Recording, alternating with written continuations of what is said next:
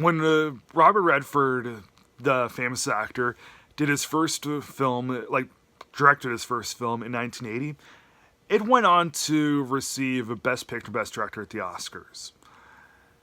He's directed a few other films since then, and probably his most enjoyable film came out in 1994 with Quiz Show.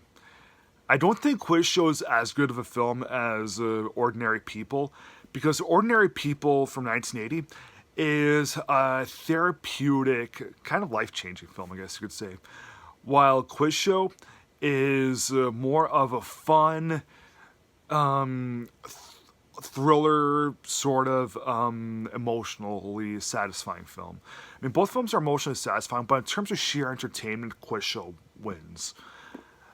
So, the movie is all about this scandal in the 1950s or 60s or whatever, about the show 21.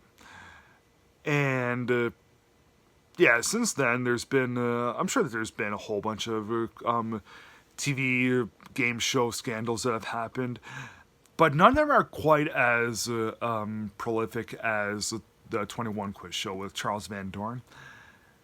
You can see how some game shows these days are fixed, but back when when this real case was happening, it was unheard of. So, the movie deals with this ordinary everyman, this Jewish guy, who's played by John Turturro, and he's on this quiz show 21 for a long period of time. He knows so many answers, but some of the producers they just want to get rid of him. They figure, it's time to move on to somebody else. And there's this very well-respected professor named Van Dorn, and his son, who's played by Ray Fiennes, is chosen to be on the show. So they want John Turturro to throw his last game to Ray Fiennes. And Ray Fiennes, he's reluctant to do so at first, but when he's on the show for a while, he's making a lot of money. That's kind of cool stuff.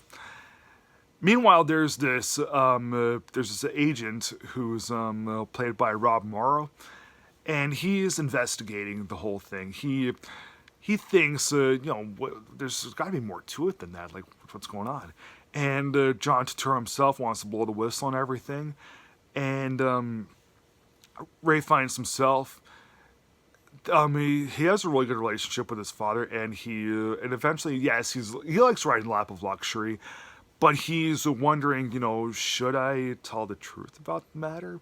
Because both when John Turturro, when his character was doing the show, there would be times where he would receive the answers ahead in advance, and Ray Fiennes, he's not quite as smart as his father. He's not quite as smart as John Turturro, but he's a smart guy anyway. He gets fed more answers in a bid to increase ratings and increase celebrity.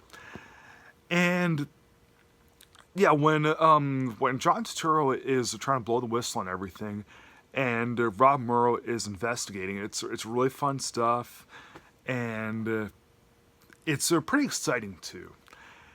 Sometimes when you're watching a game show like Jeopardy, excitement can happen. You want a certain contestant to win for whatever reason, and the movie looks into why that happens, why you want certain people to win, and the movie is not as exciting. When the game portions are happening, it's not quite as exciting as when you're watching a normal game show on TV like Jeopardy.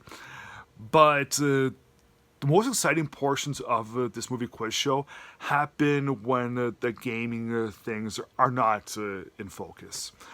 When Rob Morrow is doing all his investigating, while John Turturro is trying to expose 21.